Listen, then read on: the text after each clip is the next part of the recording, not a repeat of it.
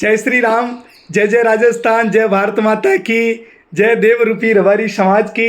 साथियों, लोकतंत्र का पावन पर्व 5 साल में एक बार आता है। एक स्टेट गवर्नमेंट का और एक सेंट्रल गवर्नमेंट बनाने का आता है। साथियों, पावन पर्व, ये राष्ट्रीय पर्व आते हैं जिनको सुनामी बिगुल बजने का नाम दिया गया कि सुनामी बिगुल बज गए।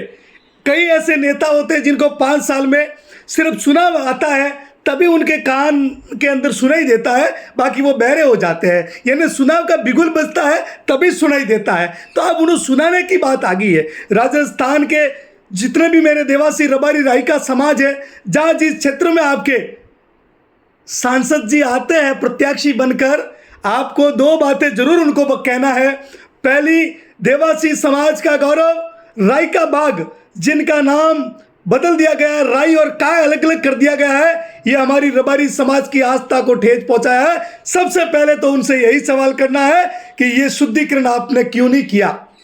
दूसरा सवाल, हमारी देवासी रबारी राइका समाज जो पिछड़ी समाज है, जिनको आरक्षण स्टेट का दिया गया है, 9वीं सूची में सेंट्रल गवर्नमेंट में उनको अभी तक लागू नहीं किया गया, ऐड नहीं किया गया। ये क्यों नहीं किया गया? ये 2 सवाल मुख्य सवाल है। जो भी नेता आपके पास में वोट मांगने आते हैं, सबसे पहले निडरता के साथ में ये 2 बातें, ये 2 सवाल उनके सामने रखिए। साथियों, लोकतंत्र प्रजातंत्र है।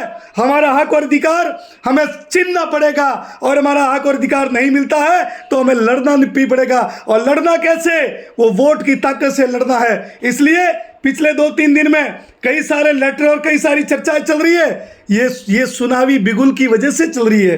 तो हमें उस आवाज को बुलंद करना है। मेरे भाई और बहनों, पशुपालक भाइयों, हमें राजनीति से ऊपर उठकर हमारी कम्युनिटी के लिए, हमारी समाज के लिए हमें लड़ने की आदत पैदा करनी पड़ेगी।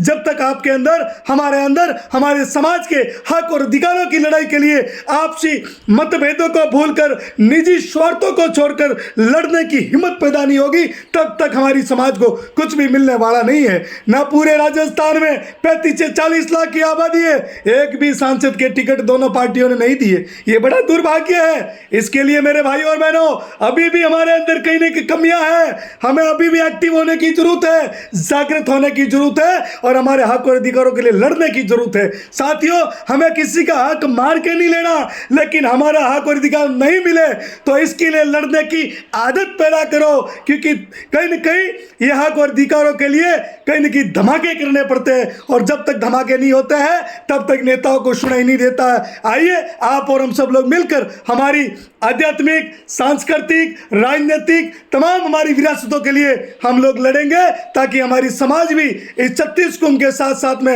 सर्वकालीन विकास के लिए आगे बढ़े और हमारी समाज का भी बहुमुखी विकास हो।